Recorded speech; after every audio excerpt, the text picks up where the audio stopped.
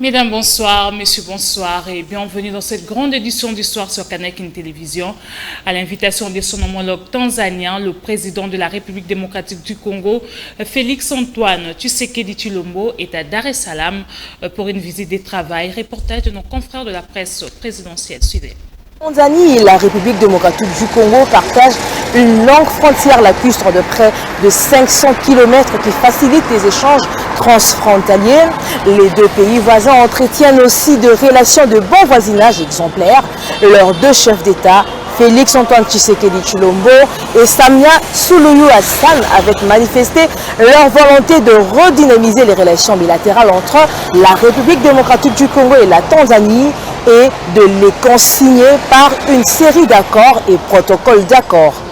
À la faveur de sa participation au 42e sommet de la SADC, la présidente Suluhu Hassan avait promis d'inviter son homologue en Tanzanie pour une visite officielle. Pour concrétiser cette volonté politique, les deux chefs d'État vont se retrouver en tête-à-tête dans la capitale économique tanzanienne. Arrivé ce week-end en Tanzanie, le président Félix Antoine Tshisekedi Tshilombo entame la partie officielle de son séjour par Dar es Salaam ce dimanche lors d'un tête-à-tête avec son homologue tanzanien qui l'a invité pour une visite officielle de 48 heures. Selon la présidence tanzanienne, cette visite sera couronnée par la signature de plusieurs accords de coopération bilatérale entre la République démocratique du Congo et la République unie de Tanzanie. Ces accords concernent les domaines du commerce, des investissements mutuels, des infrastructures portuaires, des finances, de l'énergie, de la défense et sécurité ainsi que de l'immigration. Une thèse de doctorat a été défendue à l'Université de Kinshasa, à la faculté de sciences sociales, politiques et administratives par le chef des travaux, Archelin Safanka Mpia, devant un jury présidé par le professeur Émile Bongeli. Cette thèse défendue par Archelin Safaka a porté le thème de décentralisation et l'autosuffisance locale en RDC, plaidoyer pour une gouvernance au développement de la province du Kwilu. Après la défense, l'auteur de la thèse a été sanctionné par la mention grande distinction par le jury. Reportage d'Alenoka et Pichu Kizaza.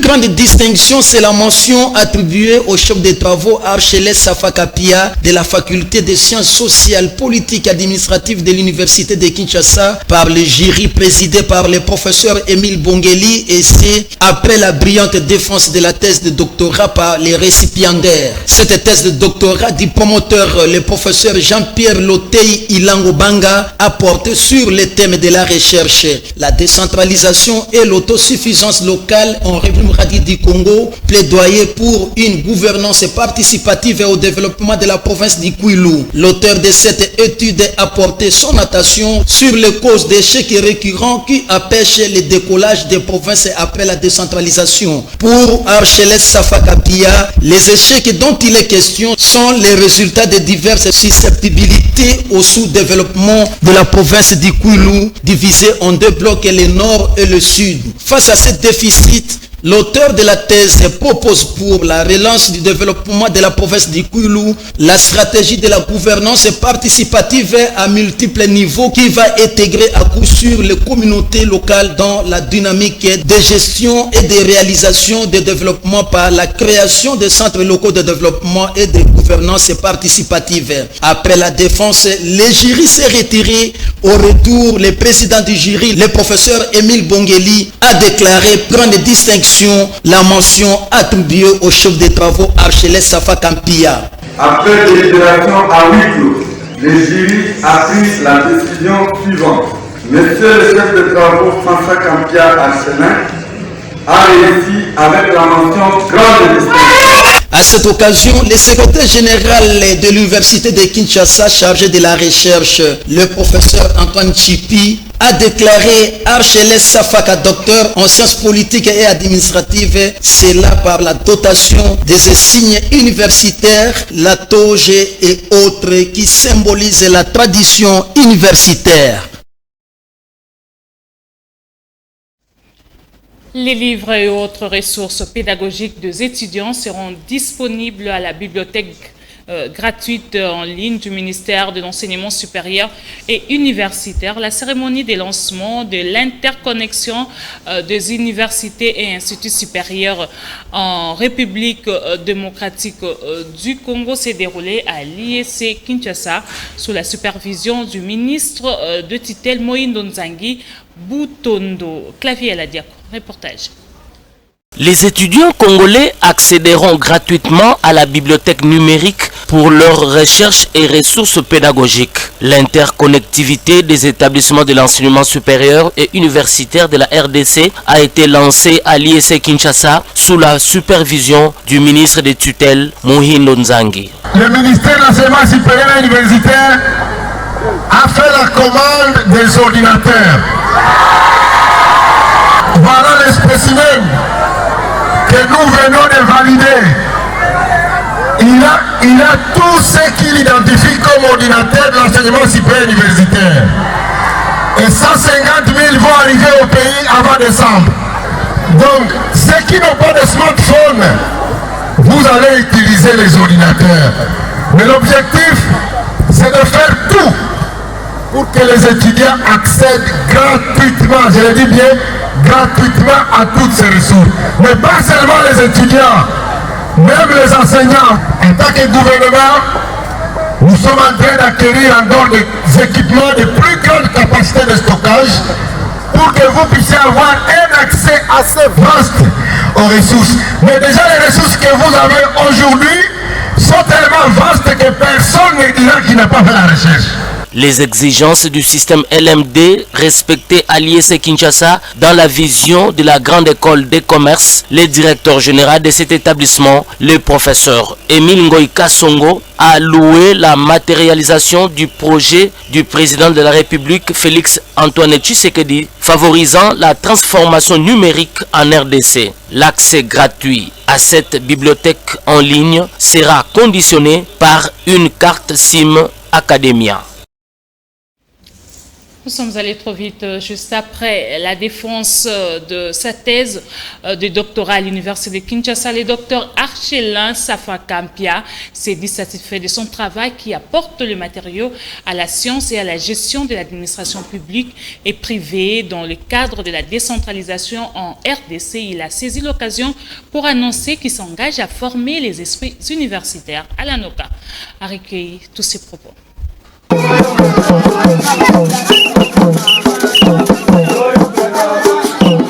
Action positive pour le développement du Kwilu. Ça veut dire rien ne peut se faire si la population elle-même, qui est l'élément moteur, n'est pas impliquée. Mais pour qui vous voulez développer cette province-là?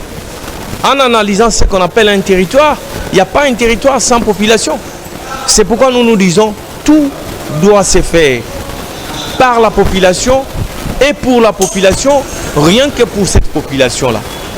C'est pourquoi c'est une jonction que nous sommes en train de faire avec cette structure locale, APDK, qui veut bien voir cette population émerger. C'est également notre cheval de bataille pour voir également comment est-ce que la population peut aller de l'avant. C'est ce qui a fait que nous avons proposé comme thèse soutenue aujourd'hui la trilogie de la récapitalisation des entreprises, généralement qui sont en faillite dans les Kwilu, la création de centres de développement local, et le tout va s'asseoir sur ce que nous appelons la gouvernance participative.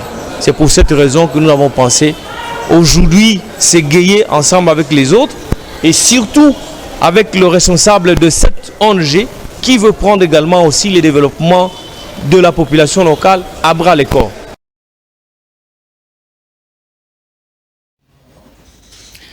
La compromission de la croissance des enfants pour la surentraînement et les moins entraînements, telles sont les conséquences logiques du cours de l'éducation physique confié à des personnes non qualifiées dans différentes écoles primaires de la place. Tel est le propos tenu par Théophile Luboya Kakolecha, encadreur sportif de l'école primaire Révérend Bitingo dans la commune de Mongafula, Didier Bofachi.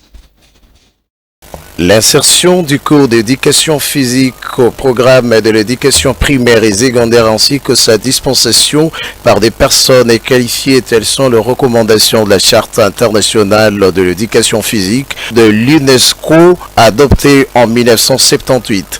Ces recommandations facilitent l'initiation des enfants dès le bas âge aux connaissances, aux attitudes, aux compétences et aux joies qui leur pousseront à participer aux activités physiques, au sport et à la vie sociale. Malheureusement confiés à des personnes non qualifiées qui ne font sans cesse que compromettre la croissance des enfants par surentraînement et moins entraînement, déplore M.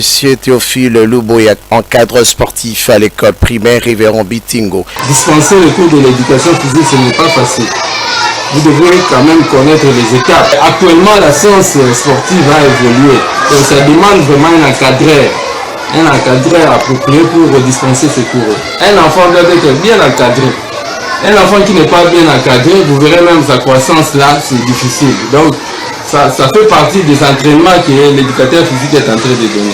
Pour sa part, Bokombe Botamba Souzi, élève de la 6e année primaire, insiste sur l'importance de ce cours, notamment la bonne santé, la bonne croissance et la formation d'une bonne athlète. Je participe pour avoir une bonne santé, pour être un bon athlète et pour avoir une bonne croissance.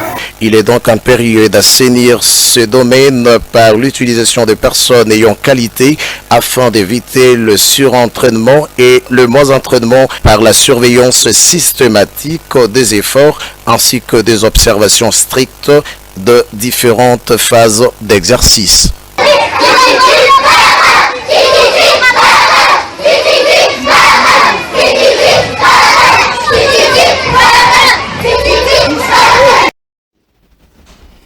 C'est officiel, la République démocratique du Congo est un pays à transparence élevée dans le domaine des industries extractives et c'est après sa validation par le Conseil d'administration des litiges international qui a attribué à la RDC la note de 85,5. Le comité exécutif des litiges RDC a salué cette performance tout en invitant les apprenants à plus d'engagement pour améliorer ses scores.